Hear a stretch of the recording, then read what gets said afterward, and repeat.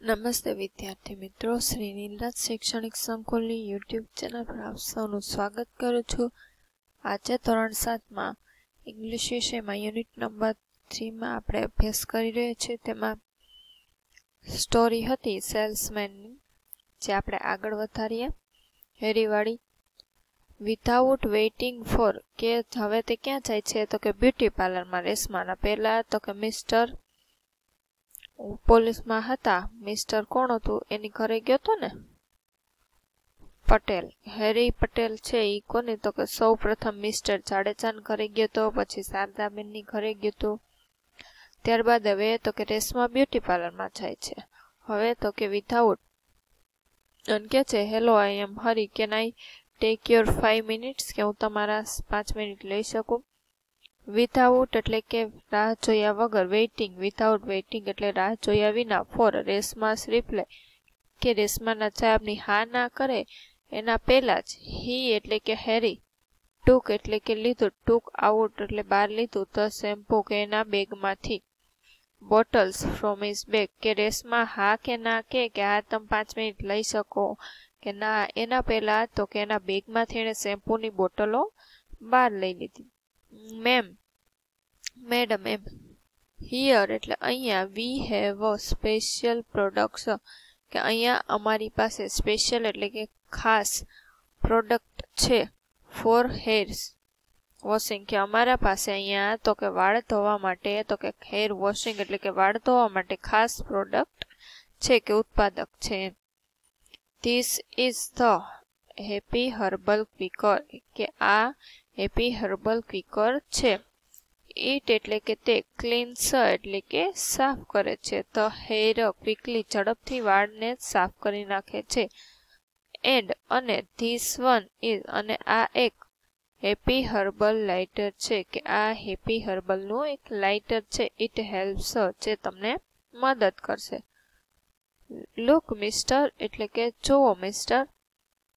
હેરી એટલે હેરીએ કહ્યું, આઈ એમ હેરી પટેલ. ઓલાએ કીધું ને લુક મિસ્ટર, કે જોવો મિસ્ટર. રેશમા એટલે હેરી એમ કીધું કે આઈ એમ હેરી પટેલ, કે મારું નામ હેરી પટેલ છે. એટલે રેશમા એમ કે છે, હેરી.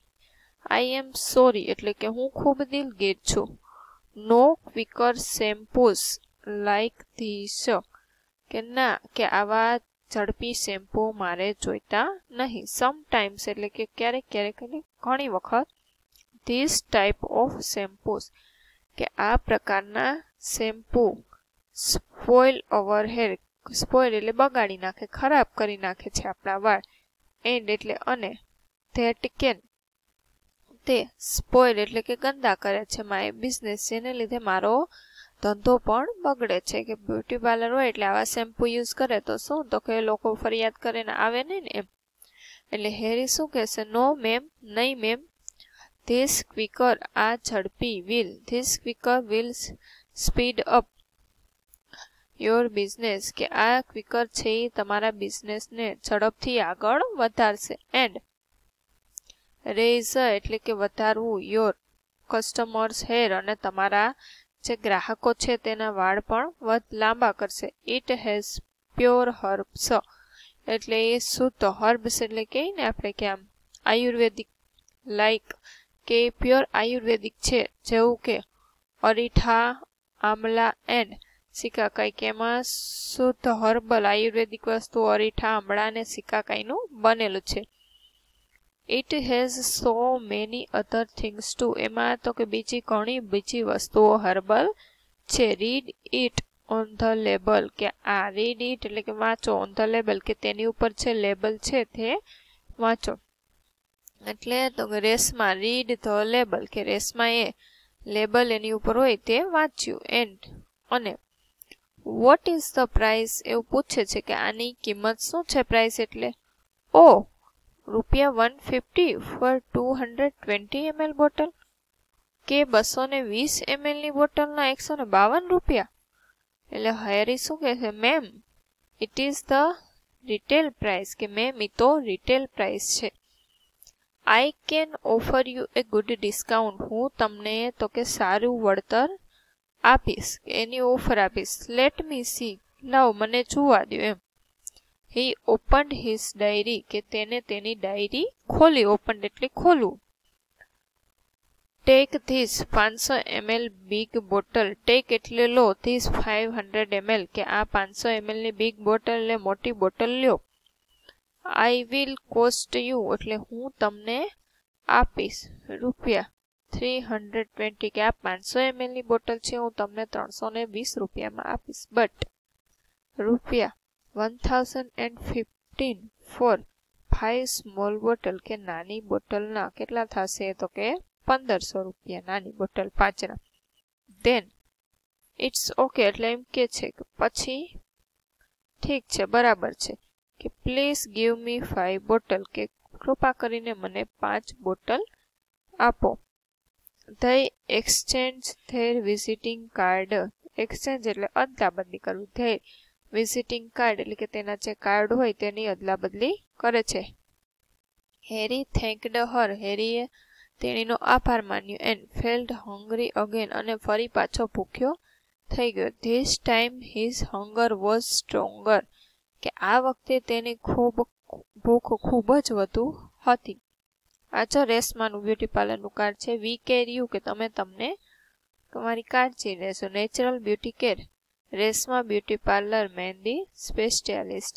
એનું એડ્રેસ ને નંબર છે અહીંયા સ્ટોરી છે તે પૂર્ણ થાય છે. હવે એમ કીધું કે can I have your 5 minutes ને આધારે જણાવો કે આ વાક્યો કોણ બોલે છે. હેરી માટે એચ, જાડેજા માટે છે, રેશમા માટે આર ને શારદાબેન માટે એસ લખો. હવે ફર્સ્ટ છે how can you say that it will save my time કે તમે કઈ રીતે કહી શકો તે મારો સમય બચાવશે. આ કોણ બોલતું હતું તો કે Jadeja, mister Jadeja. Hello I M mister Patel, I M A salesman. એ કોણ બોલે છે? હેરી કે હું મિસ્ટર પટેલ છું અને હું સેલ્સમેન છું. Our company has made this shampoo for the people like you એટલે એ પણ કોણ બોલે છે? Harry. I am very careful about customers hair કે હું આ રેસમાં બોલે છે ને કે મારા ગ્રાહકોનો વાળ માટે હું ખૂબ જ કેરફુલ રહું છું. આઈ નીડ યોર 5 મિનિટ્સ કે મારે તમારી 5 મિનિટ જોઈએ છે. હેરી બોલે છે આ I am in hurry, I have a function in a school. Shardaben કે છે કે હું ઝડપમાં છું, ઉતાવળમાં મારે સ્કૂલમાં ફંક્શન અટેન્ડ કરવા જવાનું છે ત્યાં હું ચીફ ગેસ્ટ છું.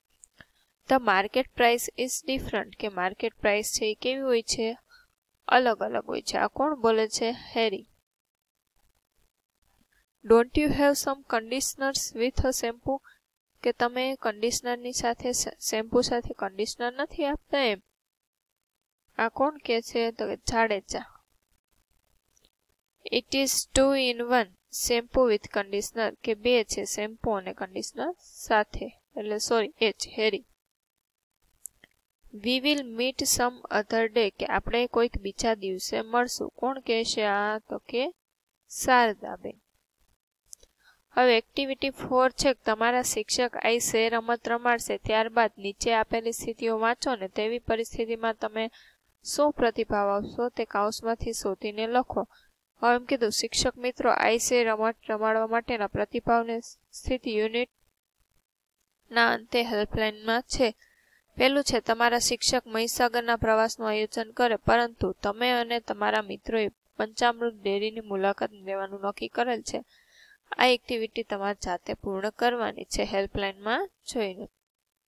એક્ટિવિટી 5 છે બેની જોડી બનાવો ને નીચેના વાક્યોમાંથી પ્રસ્તાવ હોય તેની સામે પી પ્રપોઝ અને પ્રતિભાવમાં હા હોય તો એ અસેપ્ટ અને ના હોય તો ડી ડિક્લાઇન લખવાનું છે.